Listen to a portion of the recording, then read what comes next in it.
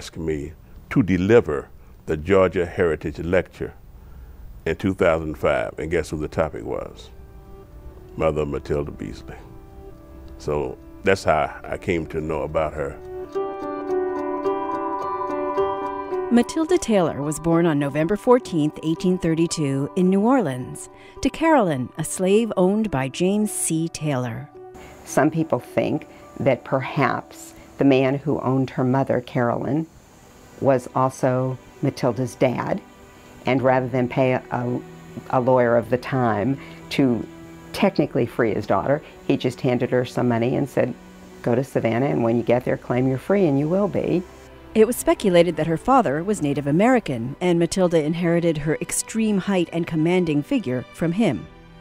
A tall, beautiful, imposing, slender woman, and it's no doubt that she was black, as well as some Native American and Creole. I think she was educated and learned to read and write in New Orleans. Little information is known of Mathilda's early years in Louisiana. By the year 1859, records indicate that she had been operating a secret school for African American children, at a time in history when punishment for teaching slaves or a free person of color to read was a fine and whipping. It's understood that by 1850, I don't know how, but she made her way to Savannah. It is documented in some historical accounts that from 1850 to 1860, she ran a school for slaves. So we know that she was literate from wherever she came from. And she probably got a little money for running the school, but it probably wasn't a lot of money, and it was at great peril to her own safety as well as her own income, because there was a heavy fine, heavy in those days, of $100 or more for running a secret school. Mathilda faced great personal risks, but she was committed to educating children who otherwise would have had no opportunity for schooling.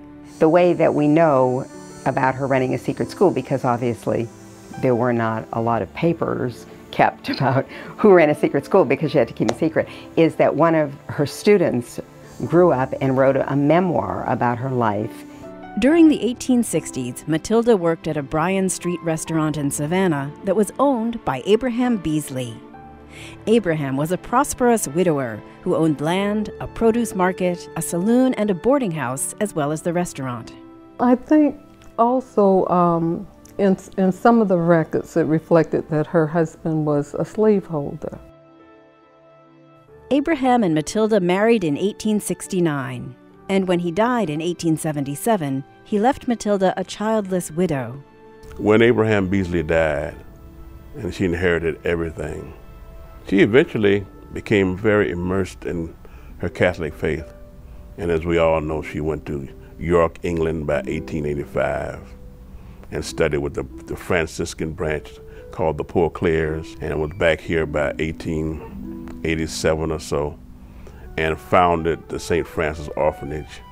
She had to take herself off to England to be trained because they wouldn't train an African American woman here, and then later came back and ran the orphanage that she established with the money that she had inherited from her husband. Upon her return to Savannah, she became known as Mother Mathilda, and later Mother Beasley, and Georgia's first African American nun.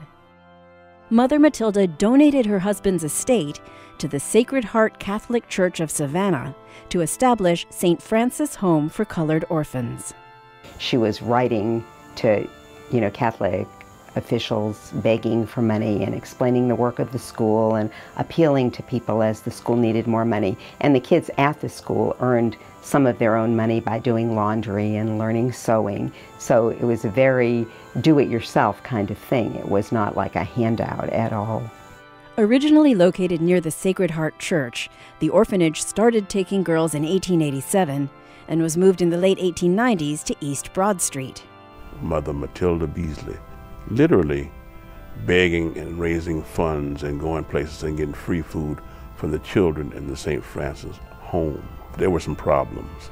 Some of the girls set the orphanage on fire. Mother Beasley founded the Third Order of St. Francis in 1889, Georgia's first group of black nuns. During this time, the orphanage faced financial troubles, and Mother Beasley did not hesitate to do whatever she could to keep the orphanage going. And Mathilda took the money that she earned, and instead of living the high life, so to speak, she became a nun. So she devoted herself to her beliefs. And, you know, that was very forward thinking of her day, that she believed that she had the right and could be a nun, since no other nun had ever been trained in Georgia. One can be so generous and so warm and give everything that she had to the church, and then the church did not trust her enough to give back and support her or let her handle those funds. It had to be handled by particularly those that were not of color. Mother Mathilda Beasley operated the orphanage until her death in December of 1903. She died praying in her own private chapel and had folded up her clothing that she would be buried in. She didn't even want like eulogies delivered at her funeral. She wanted to go as quietly as she came, just do all this good work for people while she was here. Mathilda Beasley devoted herself to bettering the lives of others and improving conditions for the African American population in Savannah. Her work continues through the Mother Mathilda Beasley Society, which was established to promote programs and awareness of African American contributions within the church. Here, somewhere close where Mother Beasley's orphanage is, and where she was connected with St. Benedict the Moor Catholic Church, in the shadows of that, the Mother Beasley Park.